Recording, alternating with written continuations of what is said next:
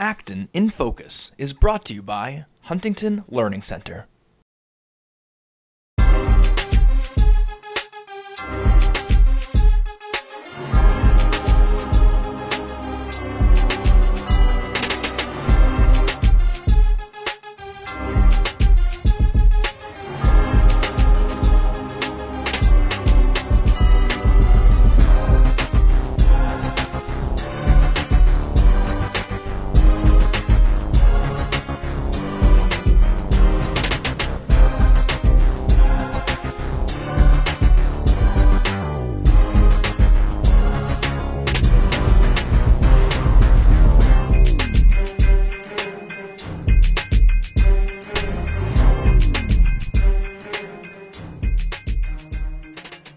Welcome to Acton In Focus. I'm Vivian Kobusingye Birchall, your host, and today I have a special guest, Mr. Bill Klauer, and with him we're going to take a deep dive into Acton's history. Mr. Klauer, welcome to the show. Thank you very much, Vivian.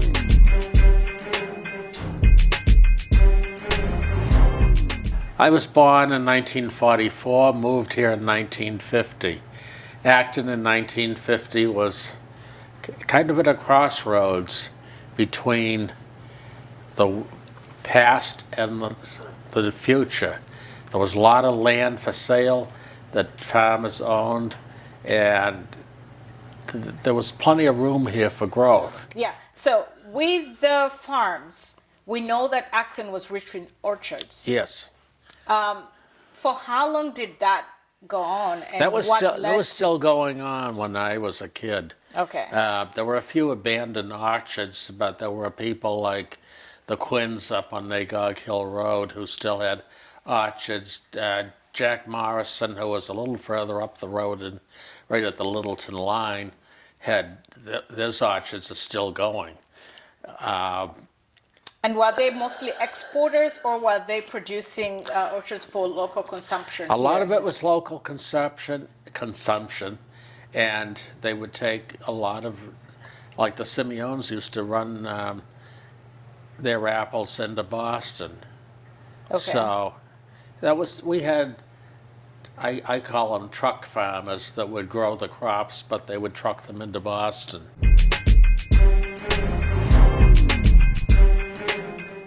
What was the transportation infrastructure like? Because if they were taking apples to Boston, meant that they had to create certain trade routes, for lack of a better word. Route 2 did it dandy. Before Route 2 went in to get into Boston, you had to go down to go past what we know as the Rotary today, go down through Concord Center, then from there down into Lexington, from there Mass Ave into Boston. Mm-hmm. That's the old Route 2. Okay. So that pretty much, I think, dates from about 1915 up to about 1954, 55. How do you know all these dates in your head? Because you've been actually, we've done presentations over here at different periods of time, and we did a great program on the early roads in Massachusetts, and the Mohawk Trail, as we call it, as we know it today, begins like out in Greenfield. Well, it didn't in the beginning. It began at the Boston Common, and it came right out the road that I just talked about. There was that one. There was the Connecticut Bay Path, which was either Route 20 or Route 30, and then the second one was the Boston Post Road, which is Route 20. So when you do programs like this, you get a sense of, gee, what's our connection with the rest of the world? Right. And this is one step up from what our ancestors had done in the 1840s when they brought the railroad through Acton, because that brought us out here to connected us with the rest of the world too. So we were kind of fortunate. To what extent did the improvement of this road infrastructure influence the population growth, in your opinion? I think it influenced it to the point of where they just kept coming until it became a little difficult to develop. I mean, it's South Acton, West Acton developed first on Route 2 only because they were on Route 2. The West Acton Central Street cutoff became very convenient for Indian Village. Piper Road, where I live, became very convenient for South Acton, and Hosmer Street as well. So I think that these are the areas that developed the fastest.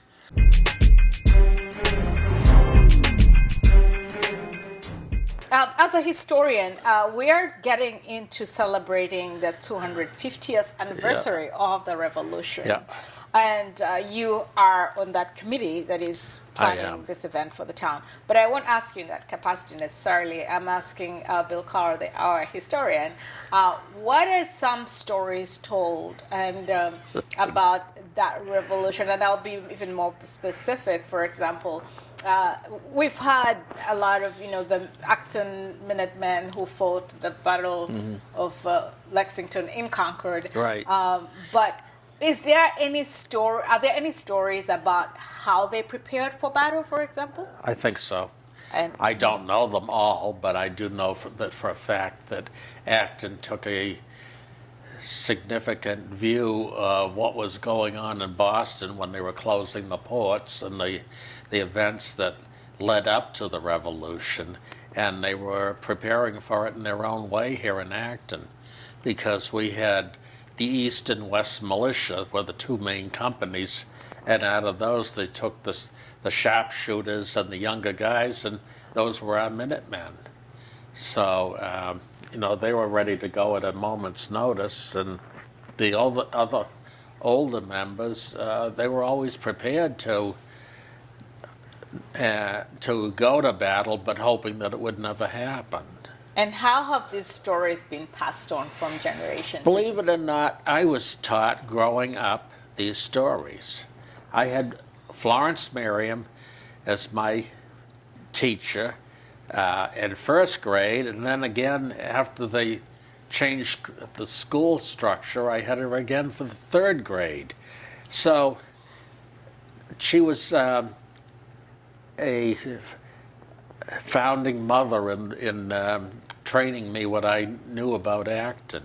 And her mother was a Jones from South Acton who had been there since the early settlement of the town. So, she was a good candidate to teach me. And of course, we always talk about the fact that there's been rivalry between Lexington and Concord. And there's a little bit more than that. There's a little bit of rivalry between both of them and Acton. And of course, we were brought up to know it was the Battle of Lexington that was fought in Concord by Acton men. So we were the first ones that were at the bridge. And the reason for that was Isaac Davis was a blacksmith, and he had provided his men with bayonets. Bayonets were forbidden in this country because that is an instrument of war. Anybody could carry around any kind of a gun, cannon, or anything else to, just to provide nourishment for your family. But when you put a bayonet on it, you're not going out shooting deer. Right. So, this is where things changed. And then, based on what you know of Acton's history, how people lived, and do you think there were particular foods that the soldiers ate before battle, or have you read any of such stories? Well, the only thing I know about it is that food was, the day of the battle, that food was prepared here and brought down to Concord. Okay. I do know that happened. And that's just the tradition. We don't know what they served, what was on the menu, or anything like that, but we do know that they prepared, that the women in town banded together, cooked up food, and it was all taken down to feed the troops. Two questions come from that. One is the role of women in this revolution, because oftentimes we don't hear many stories about the role of women. You just pointed out one that I think is critical. Yeah. As a historian, have you ventured to understand what the society was like and what role women played? I think women played a far more extensive role than they're ever given credit for, because they managed the house. Their husbands may have been out tilling the fields, cutting wood, and all this other stuff, but the women were the head of the household. They kept the fires going. They produced homespun to make up their own clothing. They did a lot of things that we don't know anything about. Yeah, and then the other thing about the revolution, which I'm curious about, at that point in time in this country, there were so intense race relations. Yeah. Are there stories of any blacks fighting in this war that you've heard of? I have not heard it, but I am positive that they were there. Because there was a man who lived right here at the Hosmer house, and he was of color. There were a couple of other families that I'm aware of in town that were of color as well. So they were there. Yeah. And there was a problem. The biggest problem we had in the black people at this period of time are invisible. Right. And we need them, but they're invisible. Right. And they did not get credit as they should have. Right. I have not seen any documentation, because like I said to you a little bit earlier, we didn't really begin to document what was going on in 1770 to 1780 until long after it had taken place, and people's brains are a little bit foggy at that point in time. Yeah. And if the black people were invisible as a race, they were certainly invisible in people's memories about what was going on that day. They didn't talk about, who was beside me in the war. Nobody has ever chronicled these things. Well, and there is so much that we do not know. Right. I do know of blacks that are buried here in our cemeteries, and we do not. They were there, but they were not recognized. Got it. So as we prepare for the 250th celebration of the revolution, what would you like to see as part of the celebration as a whole? Because I know that Concord is organizing events, Lexington is organizing events, Acton is putting together a committee to organize events. What do you want to see? I want to see recognition of the things that we've maybe overlooked in the past. And it begins with the people who were there, people who prepared for this event, people who were probably lost in the event, because after they went to Concord, they went on to Lexington, on into Boston. Right. And this war this thing wasn't over in a couple of days. It was still going on years later. Yeah. And it ends pretty much with the Declaration of Independence, but there are still events going on after that. Yeah, I'm kind of curious about the different towns involved in this celebration, organizing things separately. I'm wondering whether there will be cross-cutting events. I don't know. It's very easy to, when you start talking about these events, tread on foreign soil. Right. Wait a minute. Boxborough wasn't even a town, so what are they planning? Because they didn't become a town until 1783. Mm-hmm.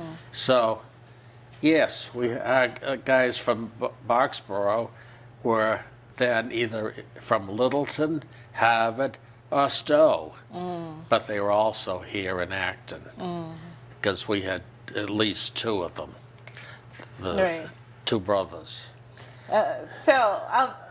Well, we'll get back to the celebrations of the 250 at another time, but let's move a little forward.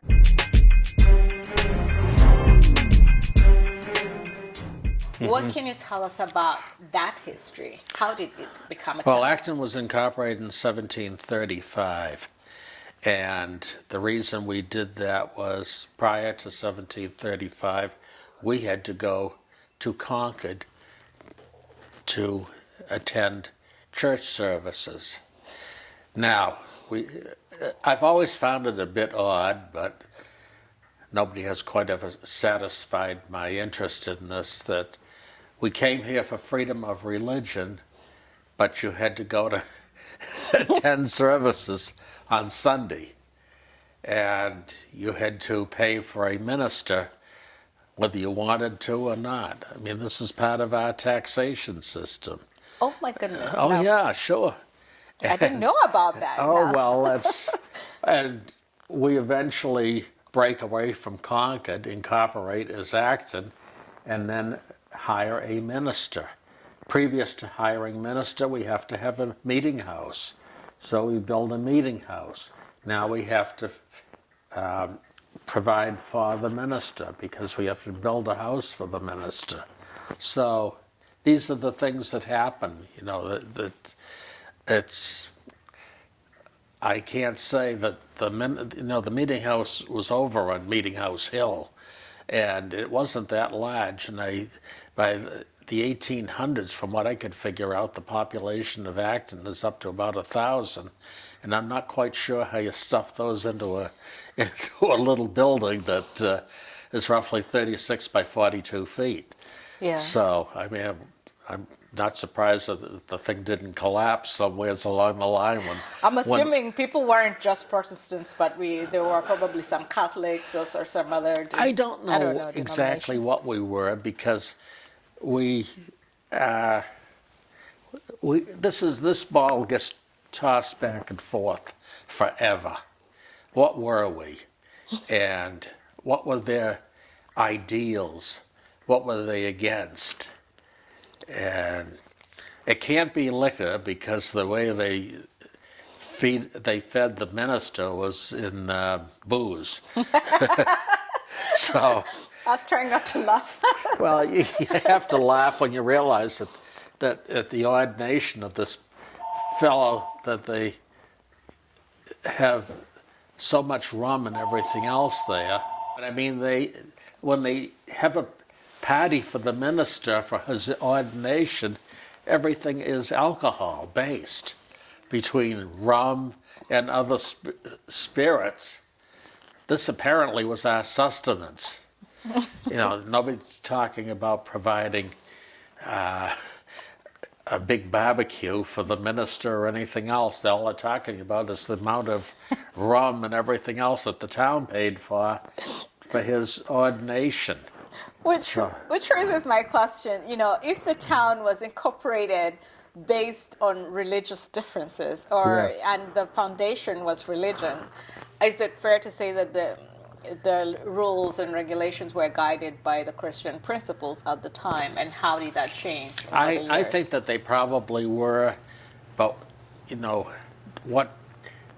you have to be a student of religion to figure out what is going on in New England at different times, because New England is like the melting pot of everything in the world, between the ports and where people were coming in from foreign countries. And what was their religion?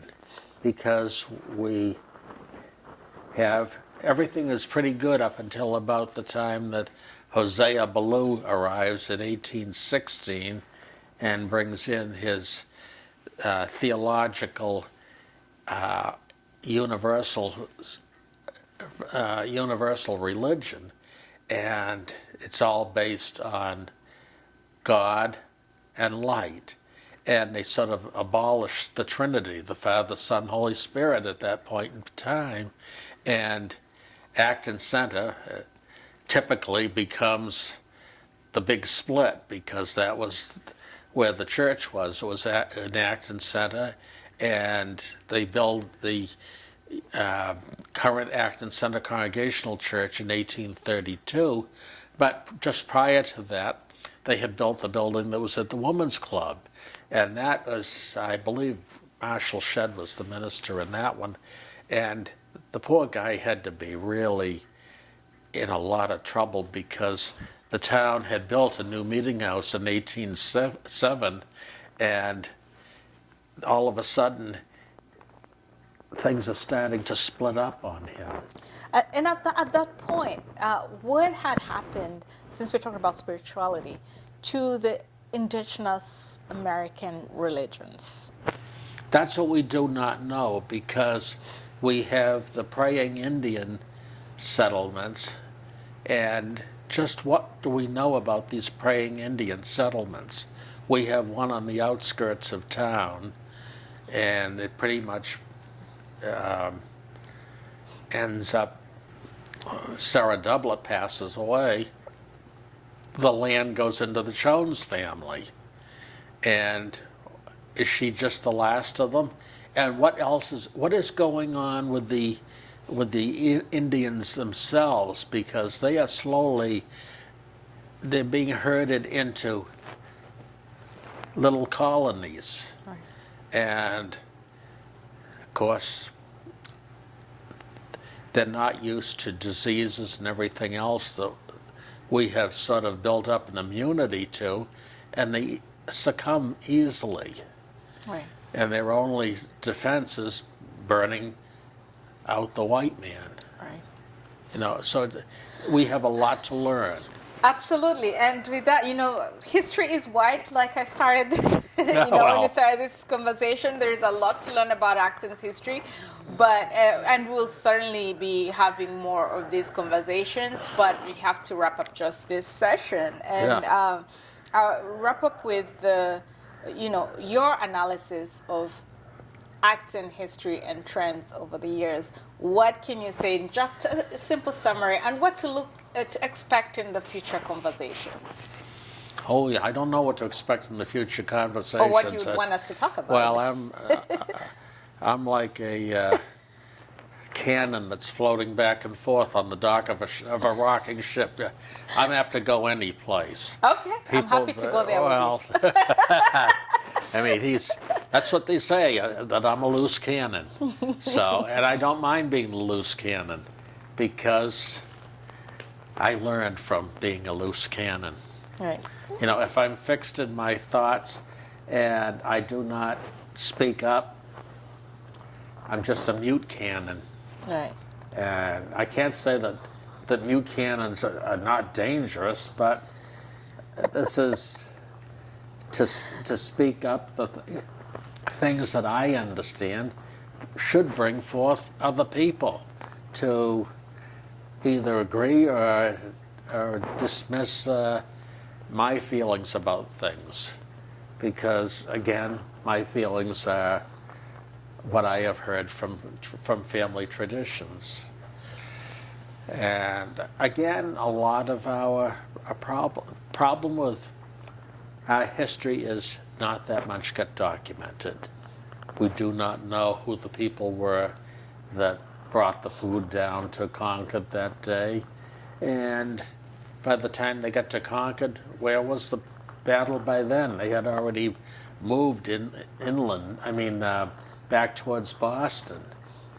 So there's a lot to learn, and it would be really good if the synopsis of this whole thing was that we begin to come up with a commonplace history of what really happened instead of what people tell us happened. Absolutely, and one of the reasons I ask those questions is I want for this programming to highlight some of the untold stories we've not heard of, like what the role of women was, who made the food, what kind of food did they eat to prepare for battle, not just for this battle, but any battle. Yeah. And what was the role of what other invincible people existed and contributed.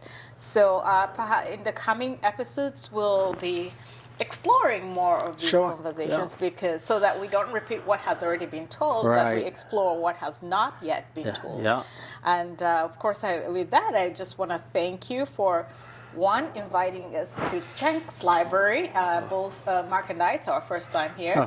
This is where history is, I won't say buried. Well, it's where we keep it. It's where we keep it. Yeah. And I'll certainly be a more regular guest here because I want to learn more. Is it open to the public?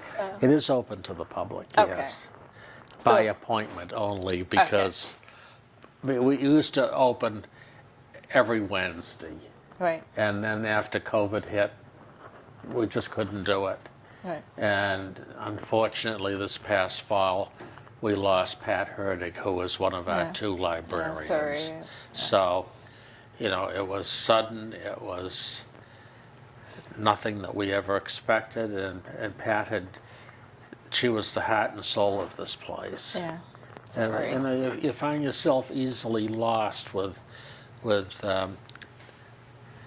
we're not a large organization, but we have some people that have large interests. All right. So it's a resource to our town, certainly. And to those watching, this is at Hosmer House on 300 Main Street. Yeah. So make an appointment and then come check out the Jenks Library. This is where history is kept. And with that, I would like to thank you so much, Mr. Klauer, for speaking with us on this Acton In Focus episode, and we look forward to continuous conversations in this series. Thank you very much. And to our viewers, thank you for watching Acton In Focus. Till next time.